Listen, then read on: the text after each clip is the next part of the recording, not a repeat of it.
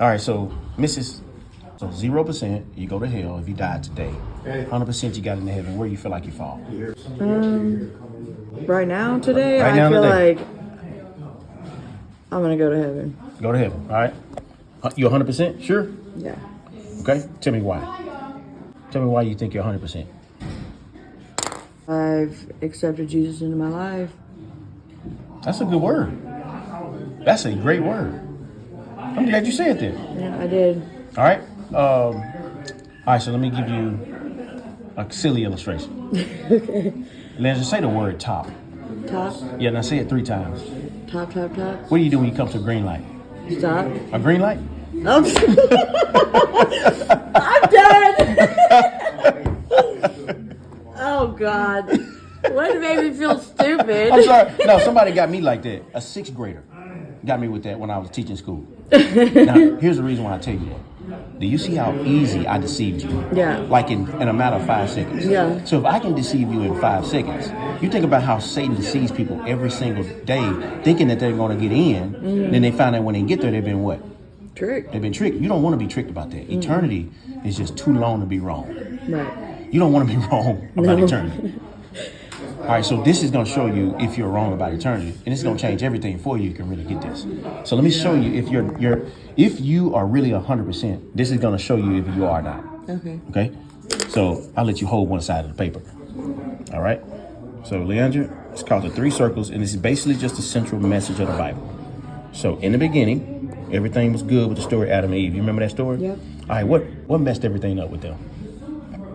She was deceived. Yeah. All right. And everything was perfect at first. They walked with God. They had a relationship with him. There was no shame until the serpent said, psst. Right. You know, the guy really say you shouldn't eat from that tree. And this is the first time this came into the world.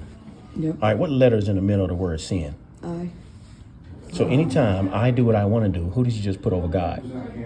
Me. Yourself. That's idolatry. All right.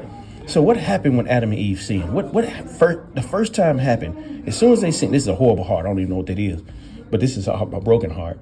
When they sinned, what happened to them?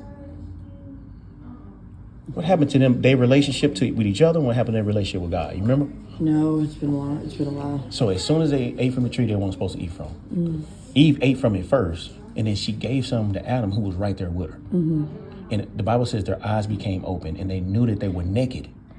Meaning shame came in. Right. And here's the first time they ran and hid from God for the first time. The Bible says they hid behind the trees in the garden. So God starts walking like he always has been, looking for that communion.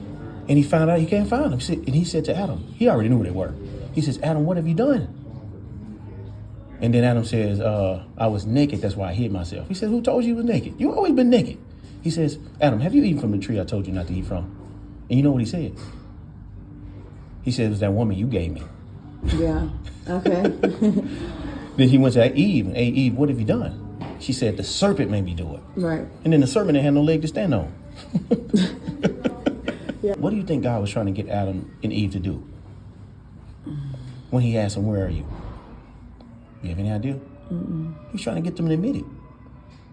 But instead, Admit their faults, yeah. and he would have found some way to correct them, but they didn't even admit it. They blamed their sin or consequences on somebody else. And so God says, okay, now I got to bring the pain to show you the consequence of your sin. Right.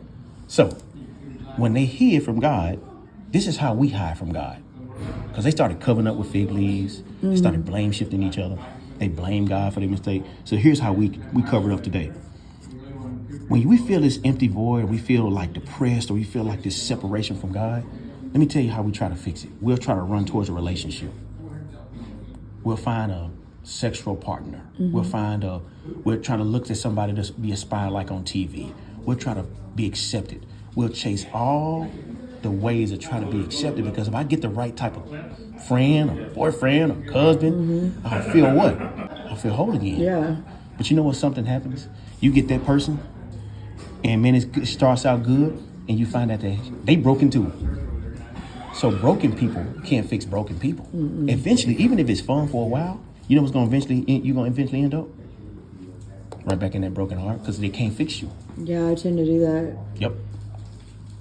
It's like I've been done wrong so many times that when I get something good, I end up pushing it away. Or Yeah, because you can't trust. No. You say you keep them only so far. Right? Yep. All right? So that was me. The next thing we run towards to try to fix that brokenness is this. Riches. Yeah. Man, if I can just get enough, if I can get this car, get that house, get this salary, I'll finally be what? Happy. I'll be happy. I'll be good. Yeah. But guess what? You'll get it, and it's like a bungee cord. You'll get it, and it feels good for a while until what happens? And then it goes away. It goes away, or it just can't. You can't never get enough. Right. It's like an addiction. It's like an addiction. You know what a bungee cord is, right? You strap a bungee cord to the wall and you anchor it around your waist, take off walking and running. What's eventually going to happen? It's either going to break or it's going to keep pulling you Break back. or pulling you back. So if you use any of these, it's going to break or it's going to pull you back. So here's another one. It's a thing called runs. When we feel this empty void or depressed, we don't like feeling bad. We don't like feeling this void. So what we do is do this thing called runs. And you're going to know exactly what I'm talking about. Runs gives you a temporary relief, but it doesn't cure you. It just takes the edge out for a moment until the high is over. Absolutely. So mine was It only pornography. takes it away temporary. Temporary. Shopping, entertainment. It's not, some of that stuff is not bad, but it's bad when you're trying to fill a void that you know you can't. You're trying everything. Some people smoke weed. Some people do drugs. Some people play sports. It's not bad, but when you try to replace it with God, that's when it becomes bad. Yeah. Some people have even committed suicide because they're just trying to escape the pain that they feel. Yeah. What you I think? just had a friend do that. Really? She was 18 years old. She hung herself. Yeah. Yeah. Because it's a separation from God that they can't feel. They try to fill it with other stuff, but it can never sustain you. You heard that. All right? Now, the last one is people would even try to go towards like being a good person or being religious. They'll try to either, you know, let me become a good humanitarian. Let me go do something good for somebody. Or let me just start going to church and being religious and praying and, you know. But you know what happens Monday through, like they'll go to church, but what happens Monday through Saturday? Is it a true change? No. No. They're just checking off a box. It didn't really change them. It just made them temporarily feel good, but they're still far away from God. Yeah. All right, so here was what mine used to be, and sometimes I still struggle with this, but mine were, I used to run towards, this was my first one. I walked around like I was really a fake Christian. I knew it, but nobody else did. And then I used to run towards this. Then this one was big for me. 3 and then 4 was my last. How would you rate yourself? So for me, my number one would probably be comforting into something else. Okay, 1.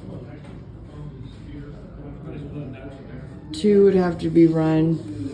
Runs, okay. 3, money. Money, okay. 3, money. And 4, acting like I'm a Christian. You know? I mean, I always believed in God. I grew up with it, but I was always told you don't have to go to church to believe in God. Yeah. You know what I mean? So, Right. So that was what you ran with. Yeah. Yeah. But then you find yourself, man, if you ain't in church running with the right type of people, guess who you'll be running with? The wrong type of people. Yeah. Period. So you actually really need people that's running after God for you to stay on course. Right. Because birds of a feather. Flock together. Yeah. So, that. You know, that's something I learned being in drug court is something that you have to change is your people, your places, and your things. That's your number one. That's your number one. Your people, your places, and your things. You have to change everything around completely, or you're never going to get out of the situation. If you don't change the you're in. people, you don't change the practice. Yep. Now, think about these as like, you got a car? Yeah. Think about these as like check engine light. The check engine light's on? Well, I'm selling it if I got all them lights on. Yeah. I'm selling my car. Right. I mean, something's wrong with it. But think about this in your life. These are check engine lights in people's lives. What's really wrong with the car? Is it the check engine lights causing the problems, or is something wrong with the inside of the engine? No, it's operator. It's the engine, right? Yeah. What happens when you get the engine fixed? What happens to the check engine lights? They go off. They go off. But see, people think, you know what people do with their lives? They think these are the issue. They think these are the problem. They No, think it's not the light. It's Let me tell you what's wrong on the inside of you. Let me tell you what causes you to run towards these. Because if you try to fix these, it's like punching out the check engine light or covering it up with duct tape. Does it fix it? no, but No. I can't see it. You can't see it, but you still gonna suffer the consequences of that car breaking down, just like your life is gonna. So let me show you what's wrong on the inside of you. That's why I'm saying I'm scared that if you don't really change on the inside, you're gonna go back. So let me give you the reason why we run to this stuff. I'm gonna give you the blames test. You ever heard of the blames test? No. Let me show you why your life is broken. Let me show you why our hearts is separated from God. This is a good person test.